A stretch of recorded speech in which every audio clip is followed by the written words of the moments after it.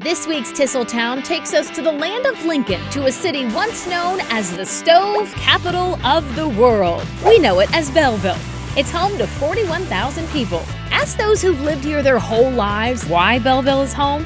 It's because it has that small town feel, and it's a short 20 minutes from downtown. If you don't feel like driving here, you can hop on the Metrolink. There are multiple stops in Belleville. And if you've been here, you've likely taken a spin around the Veterans Memorial Fountain in Public Square. First built in 1937 to pay tribute to our servicemen and women, in 1985 it was restored to what it is today. It's fitting that the city's focal point is so stunning because Belleville is French for beautiful city, but it's Belleville's German ancestry that really left a mark here. In fact, the city was founded by German immigrants who at one point made up 90% of Belleville's population. And leaders here are keeping that history and culture alive, making Paderborn, Germany, a sister city to Belleville. Remember when I mentioned it being the stove capital of the world? Well, there's a labor and industry museum here that's dedicated to preserving Belleville's crucial contributions to the Industrial Revolution. Including stoves, there are 26 models here from 1881 to 1940. These kitchen essentials earned Belleville a lot of wealth back in the day. And the next time you bite into a Jelly Belly jelly bean, make sure to thank the Galitz brothers. Their confectionery company, which opened in Belleville 150 years ago, invented these colorful beans and other candies at their factory.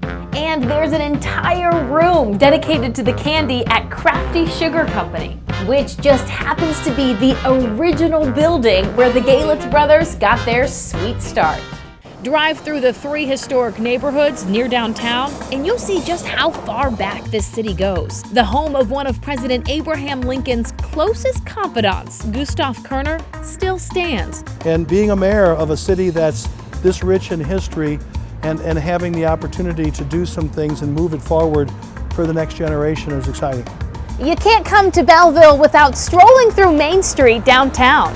This area has really come to life with shops and restaurants. It hosts some of the most popular events in Belleville, including Art on the Square. Not to mention the authentic German Christmas market known as the Christkindl Market. If you think that sounds cool, listen to this. The Belleville Philharmonic Orchestra is the nation's second oldest symphony orchestra in continuous operation. Now that's a hoot. Traditions are part of the playbook in Belleville. The East-West rivalry rages on. Ever since the schools split in the late 60s, they have fought for the city's championship title. Belleville has attractions that draw in people from all over the metro. Lady of the Snow's Shrine, Eckert's Farm, the Cathedral of St. Peter, and so much more. But don't take my word for it. Come check it out yourself. And that's this week's Tinseltown.